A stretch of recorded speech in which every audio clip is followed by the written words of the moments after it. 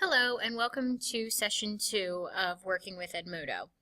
Today what we're going to be going over is posting in Edmodo, responding and replying to posts, moderating posts, deleting posts, and then I'm also going to show you how to attach assignments or links to your Edmodo page, to the post for the day. So the first thing you're going to do is come over to the left-hand side of the screen, which is where you're going to see all of the classes that you currently manage. I'm going to pick a class so you can go through and check out what you have. I'm going to be posting in my CAD 3 group.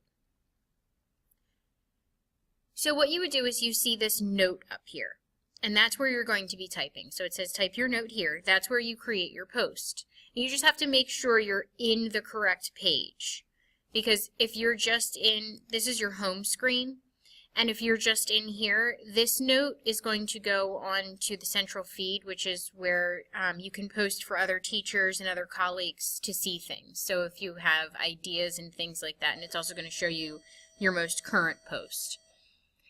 So I'm going to choose my group, which is CAD 3. And then I'm going to type my post for that class. So right now they're currently working on a project about tiny homes and building tiny homes. So I'm going to tell them to find a floor plan for a tiny home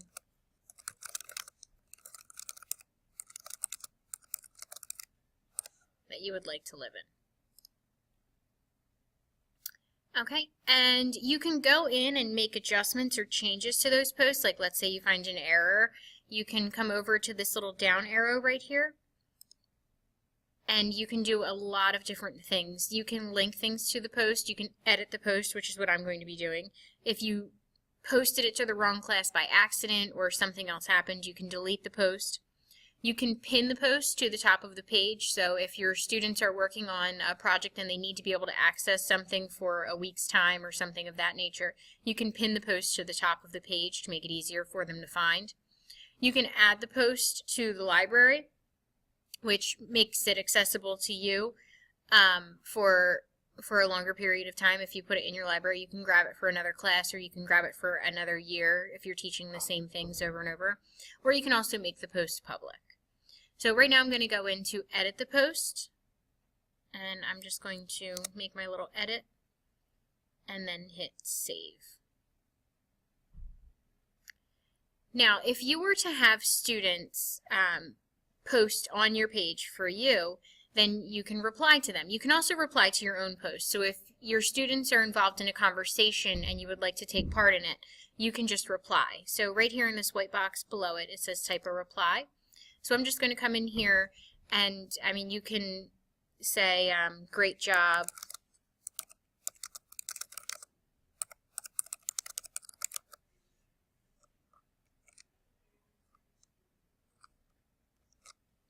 and then just hit reply.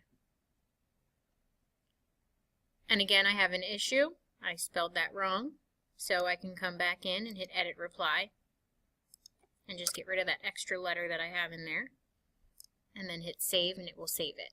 So you do have options to go in and edit, so you don't feel like you're locked in and you can't delete things or anything like that. But if you do want to delete things, let's say for instance what Devin posted here really didn't have anything to do with the conversation, so we want to get rid of it. So I can just come to this down arrow over here, and I can delete her response. It was unnecessary, so we're just going to get rid of it. And then if you have a group that is a little on the ornery side and you really feel like you can't trust them to post things without you seeing it first, Edmodo thought of that, so they have a setting for it. So what you would do is you can go to the group setting, and you can just go to Manage Group at the top, and then in here you would go to Moderate All Posts and Replies. So you can just put a check mark in that box, and then hit Save Settings. In here you also have options if you invite parents to your pages. You can set it so parents can only see, so they're considered read-only members, and you can also default all new members. So let's say you want to invite, you set up your class and you have your students, and you want to invite maybe some administrators or some other teachers to take part. You can invite them later and just set them to read only. So they can't take part in the conversation, but they can view it. So you can set all that up right there. But right here you would set to moderate all posts and replies, and then you would see them before they're actually posted to the page. So if you have a student that maybe likes to post inappropriate pictures or any questionable material, you can check it before all the other students can view it. And the last thing I wanted to go over in this session would be to attach an assignment. So you can attach a file. You can share a link. Let's say you have a website that you really want to share.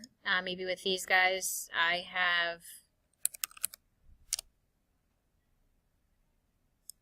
it's a PBS Building Big. So you can find your link, and you can just copy that link in. Go to your share link, and you can paste it right in there. You can write the title of the web page.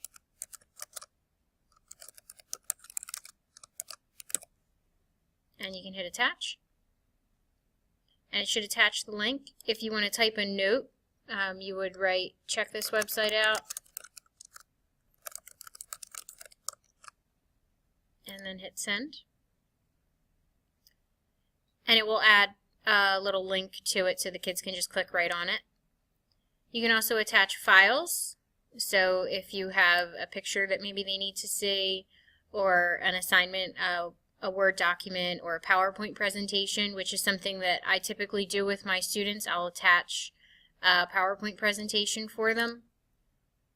If they were not absent, or if they were absent in class or not able to fully take notes, or some of my students just like to take more thorough notes later, I will add that for them. There we go. And then it will allow me to send that to the students. I'll use this typically for attaching work, like I said, if I have a Word document or something like that. Something that is just going to be there for them to have access to in another format. So if I've already passed out a worksheet or something like that, this is just backup for them. So if you want to go all paperless, this is a way to do that. All right, I will see you at our next session.